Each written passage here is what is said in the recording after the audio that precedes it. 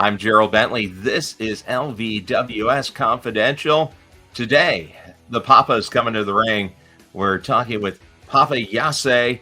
He's been a consistent championship level player on the Las Vegas wrestling scene this year and is getting ready to roll into 2023. Papa, thanks for joining us here. Glad to have you on LVWS Confidential.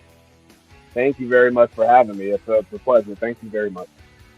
Yeah, I mean, really a terrific year if you take a look at it. Multiple championships. You still have the big or the best of the West tag team title. Yep, that's correct with Mick Vander. One half of the Heartbeaters. Held titles in multiple promotions. What do you think? What was the key to 2022 being such a big year for you? What really got things turned on in 2022? Well, honestly, I think it was mainly just a continuation of 2021. Before that, I was just returned to wrestling. Didn't really feel like I was. I found my groove, and so that was kind of a little bit of a motivator there. I started to kind of see everybody else working and grinding and finding themselves and whatnot. And you had guys like the Shade who was coming up and who was just killing it. Jody at the time, he was really starting to get around and everything, and I wanted some of that too. Yeah. So I just at some point things just started clicking. So as soon as things started rolling, they just kept going, and it just kind of kept going in 2022. And thankfully, I've been very fortunate to have some pretty big moments and matches and some championships. Not as many championships as I would have liked, Sure. but we'll work on that come 2023 for sure. Well, it's just curious because I've heard a couple of people mention your name along with reinvention in the same phrasing as Chris Jericho or Sammy Zayn. So that's pretty good company to be in. Oh yes, I can't say very yet because I started wrestling, watching wrestling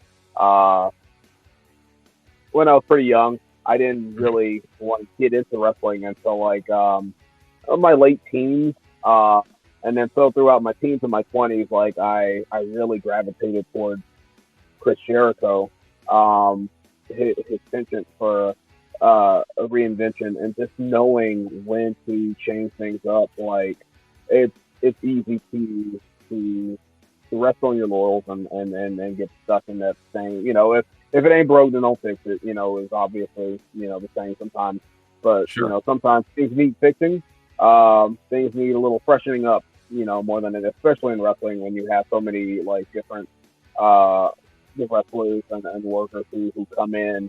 Like, you could be doing something one moment and all eyes are on you. But then the next moment, someone else can come in with something different, and then there that goes. So it's always been very important to me to like not change for the sake of changing, but in order to just like to stay fresh and keep yourself motivated. Like it can get really hard to keep your mind focused and on the ball when you start to like kind of lose motivation in the things that you're doing. Like if you're kind of just stuck in the same role, doing the same thing, if you have that hunger for more, then at some point you kind of have to realize like, okay, something has to change. And thankfully that I've always had that ability to do that, and it's helped a lot, as we can all tell. Yeah. Did you wrestled for multiple years before the COVID shutdown? Was that shutdown kind of a shot in the arm to say, okay, hey, let's let's make a few changes. Let's really push because I can take it to another level. Yeah, I'd say so for sure because it was at that time where man, there wasn't a whole lot going on for me personally. Um, I just kind of felt like I was stagnating and getting that hard reset. That gave me a chance to just kind of sit down and say, all right, what is it that I'm doing right now? What's working? What's not working? Um, and I was fortunate enough to just be honest with myself with, okay, the things that you're doing right now, it's fun. You can do something with it, but it has a ceiling. It the things that I wanted to do, the more like once wrestling started to come back a little bit, um, the matches that I was having, um, and more so just what I knew myself, what I was capable of. I knew that I wanted a little bit more than what um, I guess you could say character wise or just personality wise, what I was doing at the time. Um, it was only going to get me so far, so I knew Sure. I needed to kind of switch things up. Um, and man, for as much trouble as the pandemic caused, it gave me the time to kind of like really bring everything into focus and figure myself out. And man, I'm thankful for it because now I had a pretty cool couple years back when I wrestled in FSW. That was really cool, and now I get to kind of have a second like big wrestling moment in Vegas, and that's what the last like 2 years have been for me. So I'm Yeah. very thankful. I mean, you've got a collection of championship belts behind you. And really, for people that aren't familiar with your work, if you just take a look at Las Vegas wrestling, your Big Valley versus Pride Style. I mean, you're up at the top of the card and in the best of the West too. So I mean, you've been rising up, coming up to the top, letting your flag fly, like you said. Yeah, I still feel like all those are great accomplishments and everything. But I feel like I want more. Hmm. Um, just like man, this year, the quality of matches that I've been able to produce and the people that I've been able to produce them with have really kind of pushed me. Like there, there was a certain point where there's a switch, more so than just me changing, like I guess, disposition. Like I was working, with people like Nick Xander and Sandra Moon, and I felt like I was leveling up, Hmm. and it was it got me to a point where I was man, I wanted to try to put on the best matches and try to accomplish, you know, the biggest feats that I possibly could. So I even though like man, I have a couple championships and I'm at the top of the cards. Like I'm not at the top of the cards everywhere. I'm not booked everywhere, and so that's kind of what my mindset is right now. Is to like I appreciate everything I have right now, but what more can I do? What else can I get? Um, and there's even still prizes, Sure. championships. There's things here in town that I still have my eye on. I've been grinding, putting on some pretty good matches, um, some best of the year stuff, caliber. But now I want more. Hmm. I want more championships. I want more accolades, and man, I if I feel like I'm able to produce, then that's what I not necessarily what I deserve, but that's the aim. Like I'm not here putting on these type of matches just for for nothing. I want Yeah. to be at the top.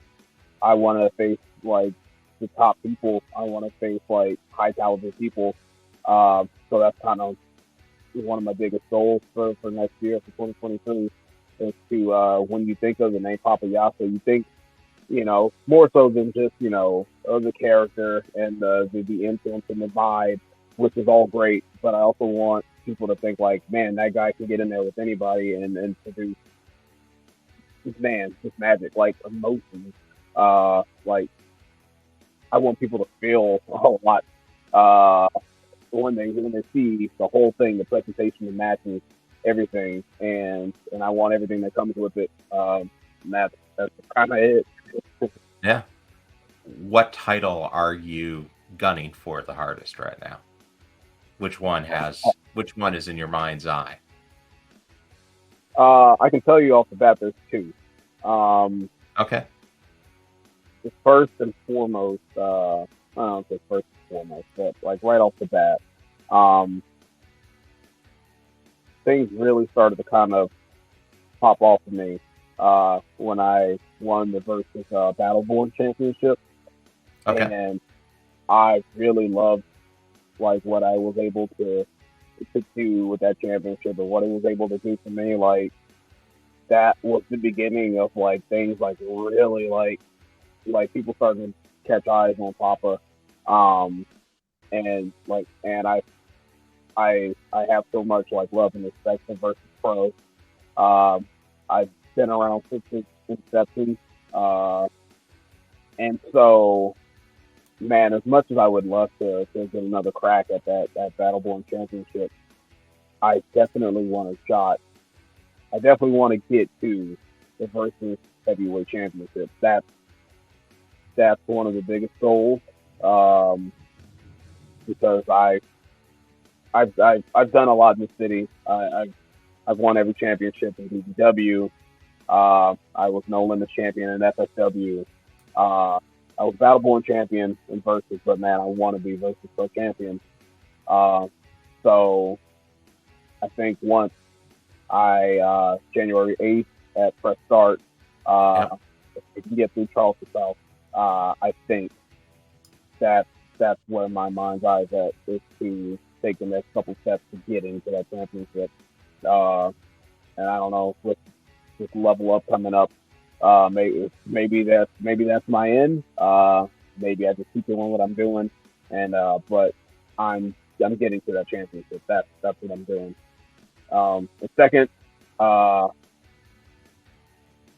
there's no change. This past June, I had a match with Sandra Moon. It was probably one of the most important matches of my life.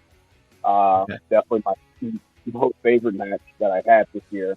It was the Pride Style title. Yeah, to determine the inaugural Pride Style champion, and I came very close, and it still bugs me that I wasn't able to do it. But like, there's no shame. There's no shame at all. Like, Sandra is like, she's on a roll. She has the experience. She has the big match experience, and everything that I've been doing in Pride Style ever since that match, whether I've won or I lost, it's all to get back up to that championship, get back to Sandra Moon, to get another shot at the Pride Style championship. And you have a little roadblock in front of you right now, I believe, and going to be the first rematch in Pride Style. Yes, the very first rematch in Pride Style history. December. The result was supposed to be different. I had every intention on defeating G Sharp. The G Sharp has been on his rise lately, and it just wasn't enough. We kind of canceled each other out, and it didn't work out for either of us. But man, we made magic. But also, like, I don't want to sit here and say, oh man, I love that we had that match, and it's great working with him, because he's a bit of a bastard, obviously, and I want to beat him. Like, I'm not looking to have match of the night with him. Like, if it happens, so be it. But I want to beat him, and I'm not particularly looking forward to going through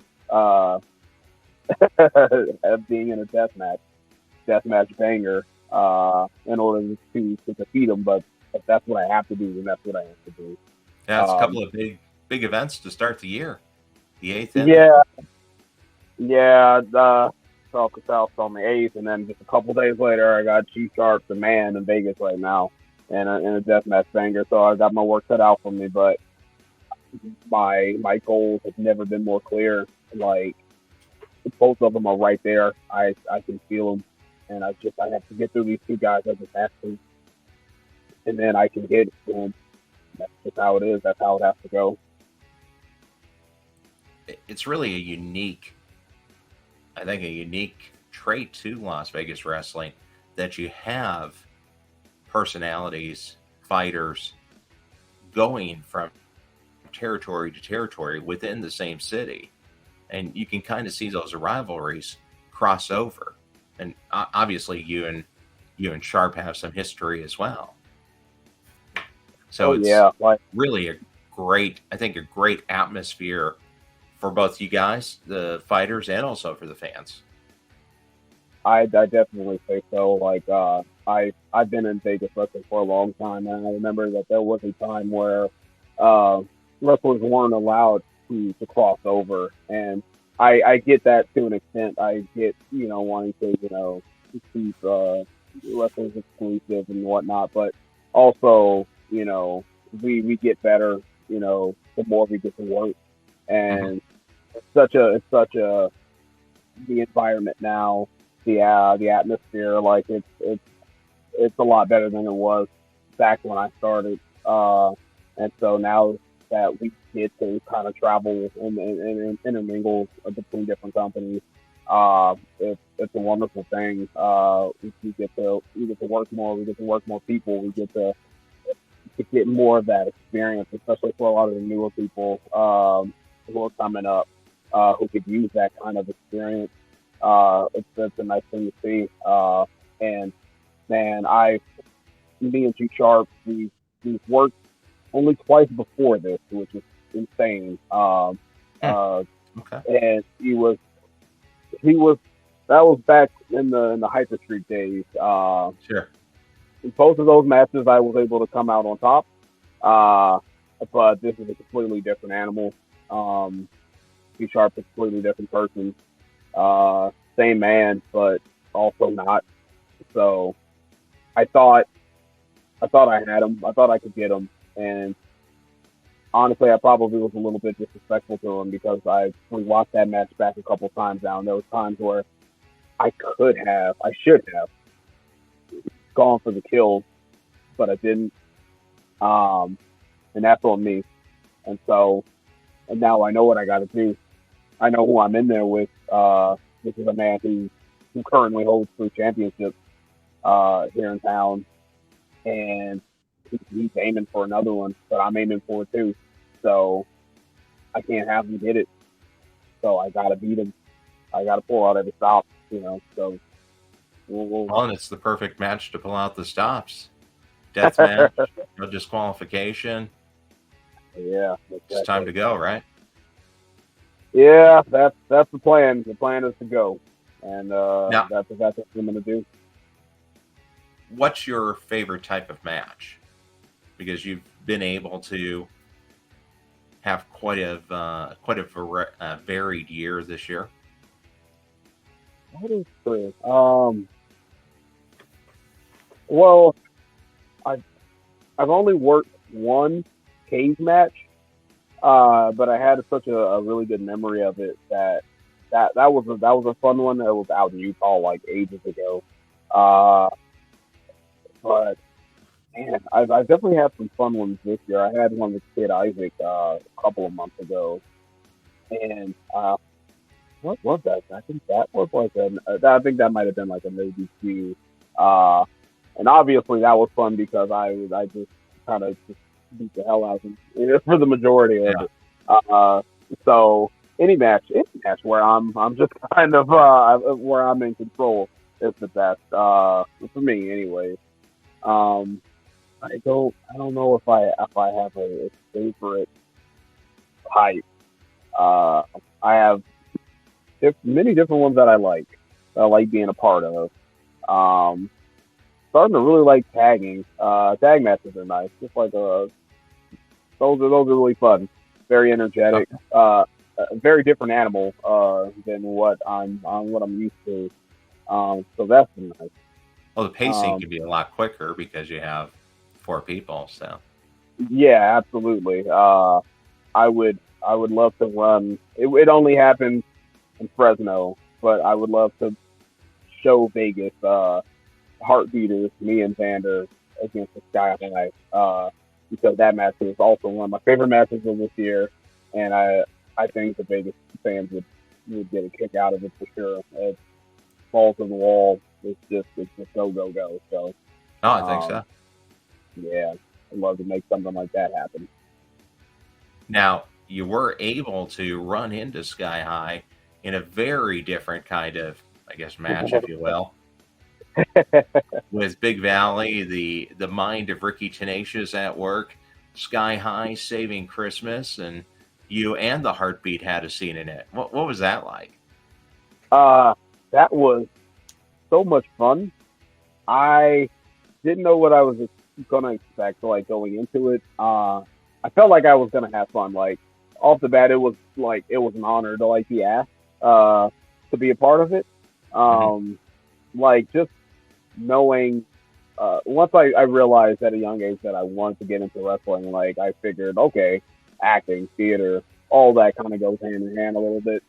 So I took a couple theater classes in high school and stuff, and it was fun, and I really loved it and enjoyed it. So kind of going back to high school, Yapo, was really neat. At first, it was hell a little bit because it was late night, shot late night. It was cold. It was very cold inside the anti Christmas club, Mm, and uh, and then so just kind of figuring out the blocking and the choreography as far as like the fighting and then the actual wrestling. So that took a little time, but like it was a blast. Like seeing like before we even got to jump in there and do our thing, like getting to watch Ricky and Brandon G and Sky High interact was just a lot of fun. Like having just get you have to sit there and like stifle like laughter because like you're sitting yeah, here like this is surreal. Like we're sitting here and filming like this film here, and it was a blast. Like I enjoyed it so much. Like I would love to do more projects like that. And be more involved with things like that. Like I'm getting older, so I don't know how much more wrestling I can do. I'm gonna try to get another year or two out of it. We'll see. But more cinematic events like that one, I would love to be a part of. So if sure. I would ever be asked back for something different, I do it in a heartbeat. What year are we going into in your wrestling career now? Uh, That I you mentioned just that. I just celebrated this past August. It was my tenth year. Okay.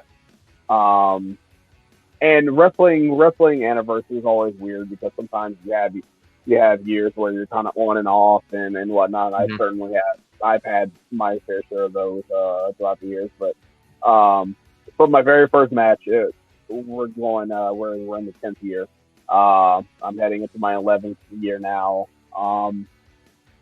Honestly, I I've been fighting back and forth with and I haven't really told a lot of people about this, but I've been fighting a lot about whether or not I'm going to be hanging it up soon, and so I think that's probably why these goals that I have are kind of like at the forefront where it's like I got to get these things down. Um, there's a lot of things I want to do. I want to wrestle a lot more places. I want to get the most out of this while I can. Like Sure. I started pretty late, age wise. A lot of people get into this when they're really young. I started probably in my late 20s, uh, and I just turned 36. So, um, I mean, it's not to say that there's a lot of people who start out pretty late, but that's that's not that doesn't happen every so often. No, I mean it's reality Yeah, because as you get older, the bumps stay with you a little bit longer. Takes a yeah, little bit longer to shake off the matches, and yeah. there's not a personal training staff. There's not a Yeah, no, kinesiologist. There's not a physical therapist that's on call. I mean, it's you, right? It's you doing that's all. whatever workout or whatever techniques you've come up with to get yourself in position and ready to go on a match, plus working, plus Yeah, taking care of your family. So it's a lot. I don't know if people really realize how much of a commitment you're making to get out there and get in the ring in Big Valley and Versus and Pride Style and Best of the West. I mean, you're contributing a lot of your time to do it. yeah. It's like I've been very fortunate to always to just kind of always be steadily employed, working, and being able to take care of my family and everything. Uh, but along with that, like I have to spend a considerable amount of time, traveling or training or working with wrestling and shows and whatnot. So there's so much that with so much time that gets taken away, and there's so little time that gets to get divvied out to the family, to just my personal like things that I want to do. And man, it's insane. Like there are people like I don't know how a lot of people can make it work. There's a lot more, there's workers out there who are more dedicated and do a lot more than I do. And man, my hat's off to them. Like it's a really tough business. A lot of people I don't think understand that. Like there's so much that you have to put into it, and just because you put a lot into it doesn't mean you always get what you put in. Sure. But you just have to do it. And sometimes things pay off and sometimes they don't. But you have to do it. That's just the way to like, keep going. So, yeah, I've always been of the mind to be real, to be very real with myself, be honest with myself as far as, what I can realistically, do, in the business and whatnot. So, these are real questions I'm starting to ask myself, and we'll see how much more I got left. Maybe another year or two. But we'll see. That's for down the line a little bit. Yeah.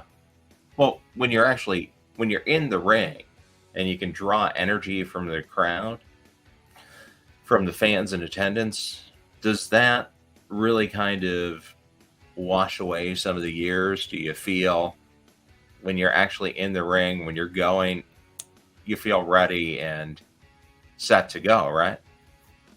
And when you're in there and you feel that energy, when you hear all that noise, as cliche as it sounds, there is honestly nothing like it. All of that, all the trouble, all the pain that goes into to putting all the time in and missing time with family and the toll taken on your body, like none of that matters. It all goes away, and you just get this feeling, this overwhelming feeling of just pleasure and nirvana just washes it. It's all over you. Like whether you're loved or you're hated, as long as they're into what's going on and what you're doing and what the both of you or the multiple people are doing. Yeah. Man, there really isn't anything like it. Like it like there have been a lot of times where I've come to shows, you come in a couple hours before show time and just dead tired, whether I've been working all week or I've had a busy day or maybe I didn't have a good day and I'm dead tired. And I'm like, I don't know how I'm going to do this. But as soon as you step out, as soon as like the first couple of like chords of the song hit, and you hear the crowd and you feel them, it all goes away, and it makes it so much easier to like go out there and do what we do and produce for everybody.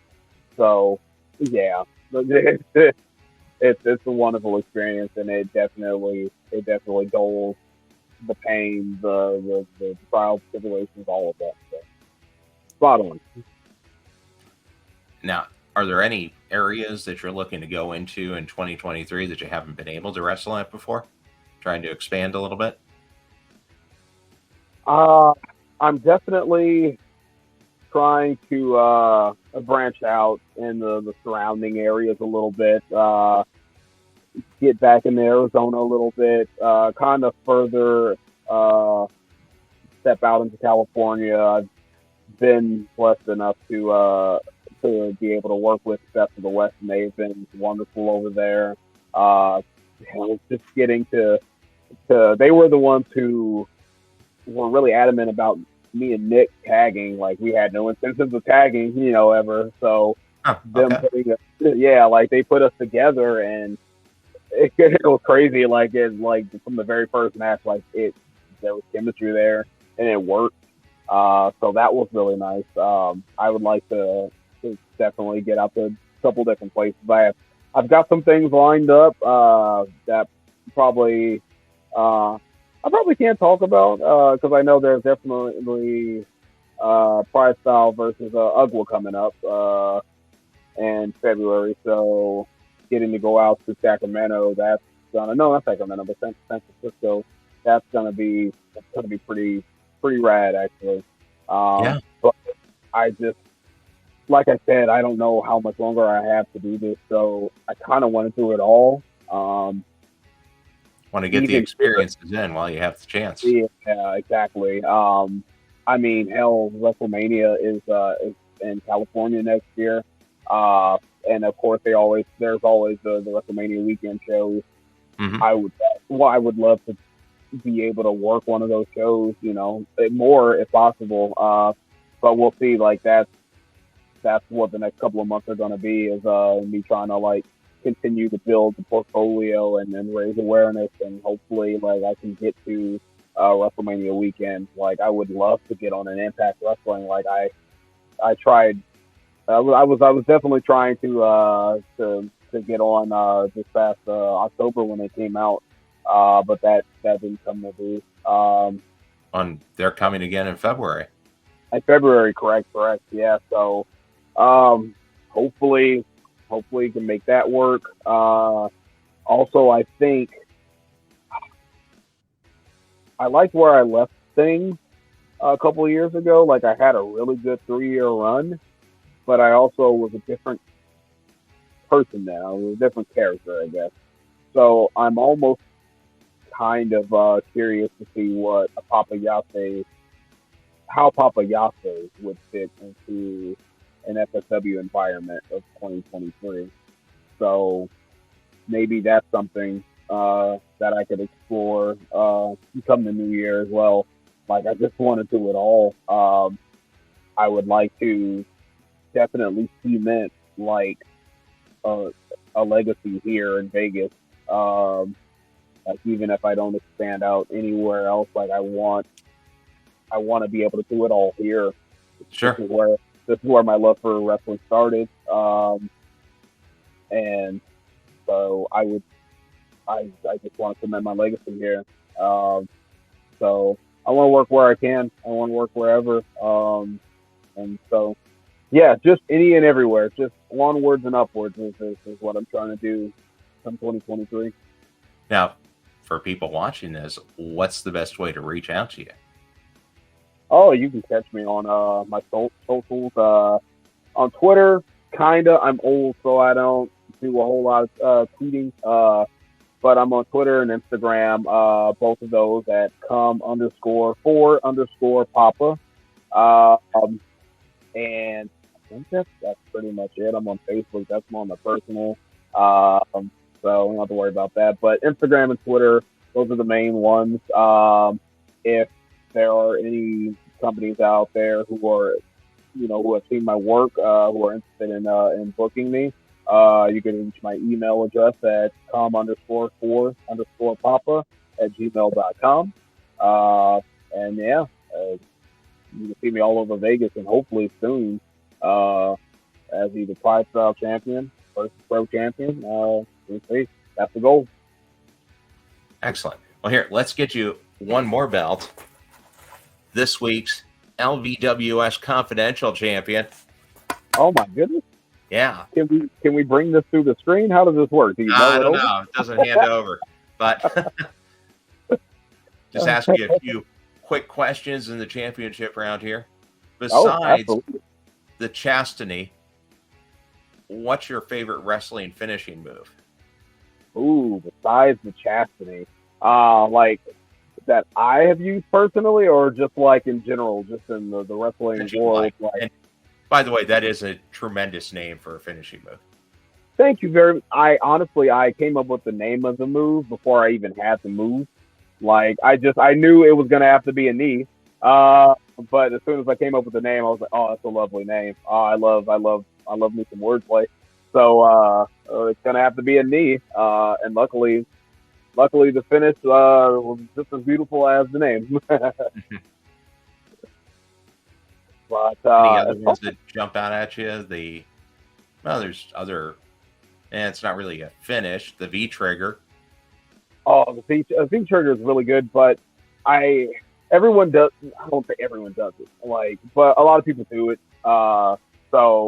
And honestly, there's only so many people who can do it well. If someone's doing it, they're doing it and they're killing it, like a Kenny Omega, even like a Bloody Matthews, just leave it to them. It was something I definitely thought about. I can use a V trigger, but a lot of people do it. I had to come up with my own thing, and luckily I landed on my own thing, so that was nice. As far as finishers go, stuff that I've liked using, and that I haven't actually used it as a finisher a whole lot, was the moonsault. Okay. Just because, well, one, I got the girth for it, that it would make it a believable finish, and two, it was something that I discovered pretty early on when I was a kid. I was like, I think I can do a backflip. I couldn't land on my feet, but I was like, I'm pretty sure I could do a moonsault variant of a backflip where I just belly flop basically. Sure. And so I figured out that I was able to pull that off when I was younger, and so the fact that I was able to bring that, even when I became a wrestler, I was able to pull that off. It always gets a nice reaction. I don't do it a whole lot anymore. Unfortunately, some of the places we've been working for a while now, whether it's been the mall or the boulevard, or even now the theater over at Art Square, low ceiling, so therefore I don't get to always bust it out a whole lot. And plus, I'm getting kind of old, and I don't have the grace to pull it off all that much anymore. You have the ups. You need the 30-foot ceiling. Yeah, I need me a bigger ceiling. So hey, if you ever see me back in FSW, maybe that'll be the time where it'll pop back out. But but yeah, that's definitely the one where it's so pretty. It feels so fun when you do it, and it's just people's reactions to it. They just see their eyes light up, and it's just like, whoa, this big guy did that. And it's like, yeah, a lot of big guys can do a lot of things in wrestling. It's not uncommon. Well, you're deceptively athletic. I've seen you hit a Pele kick too. Yeah, I can do a little. It's odd. I've never played sports, but I've always been kind of oddly athletic.